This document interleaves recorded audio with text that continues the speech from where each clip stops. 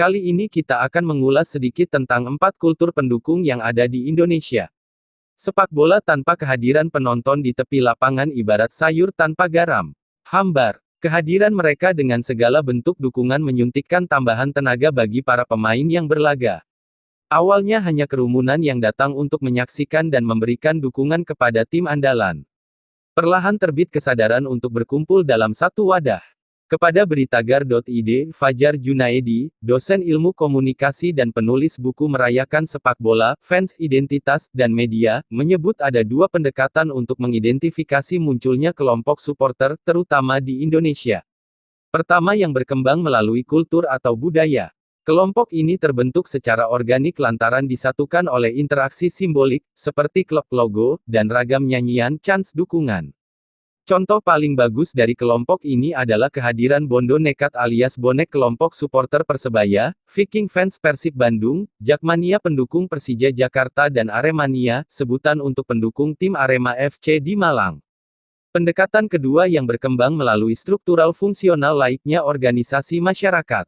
Contohnya Pasupati di Solo, Brajamusti di Yogyakarta, atau Slemania di Sleman. Yang pertama kita akan membahas yang berkultur mania. Menurut Fajar Junaedi, secara historis penggunaan kata mania dalam kelompok supporter di Indonesia dipopulerkan oleh Arema saat membubarkan kelompok pendukung mereka yang bernama Arema Fans Club pada 1994. Kurangnya respons positif terhadap organisasi resmi supporter tersebut jadi alasan pembubaran.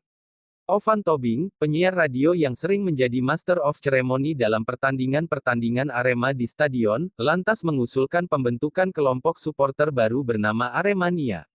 Usul tersebut diterima karena supporter ternyata lebih nyaman dengan sistem ketiadaan struktur organisasi dan ketua. Penyebutan Aremania yang merupakan gabungan kata Arema dan maniak juga dirasakan lebih catchy. Ketika awal terbentuk, Aremania, Bonek Mania, Jakmania, Viking, dan lainnya merujuk gaya-gaya supporter Amerika Latin yang dikenalkan oleh para pemain asing tim yang berasal dari kawasan selatan di benua Amerika. Yang kedua ada kultur kasual. Kelompok yang sekarang mulai tumbuh di kalangan supporter sepak bola di Indonesia ini berasal dari Inggris. Berkembang sejak akhir dekade 70-an dan sekarang menjadi sebuah subkultur. Menyitir Herald Scotland, kasual bermula saat para pendukung Liverpool FC yang merayakan keberhasilan timnya menjuarai Piala Champions Eropa tahun 1977-78 mulai mengenakan pakaian merek Villa, Burberry, Kappa, dan Lacoste sebagai identitas. Anggota kelompok supporter lain di Inggris kala itu masih asing mengenakan merek-merek tersebut. Salah satu penyebabnya karena harganya lebih mahal dibandingkan yang selama ini mereka pakai. Sebagai turunan dari hooligan, anggota kelompok kasual juga kerap baku hantam dengan supporter klub lain. Oxford English Dictionary terbitan Oxford University Press mengartikan hooligan sebagai pembuat rusuh dengan tindakan kekerasan. Tidak mengherankan jika kekerasan karena ulah supporter kemudian diistilahkan sebagai hooliganisme sepak bola. Gelombang penyebaran kasual bukan hanya terbantu karena sepak bola. Menjamurnya remaja pesolek yang mewarnai subkultur Teddy Boy awal era 50-an, mod, dan root boy ternyata menarik perhatian para supporter untuk mengadaptasinya ke teras sepak bola. Tujuannya untuk mengelabui perhatian aparat keamanan pertandingan.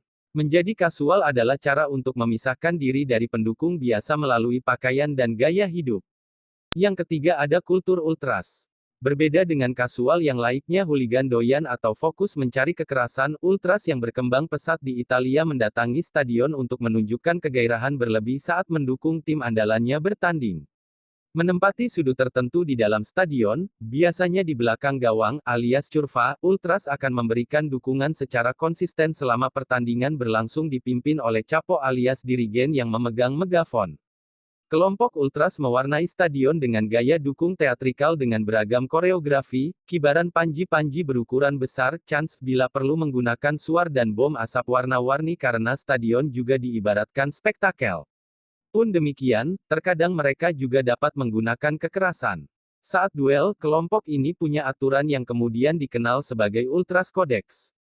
Antara lain jumlah petarung harus sama banyak, tidak keroyokan, menggunakan tangan kosong, dan saat lawan sudah terpukul jatuh atau menyerah, pertarungan disudahi.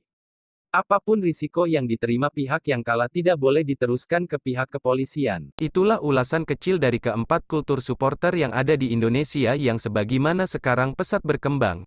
Jangan lupa dukung terus channel ini, like, komen, dan subscribe. Terima kasih.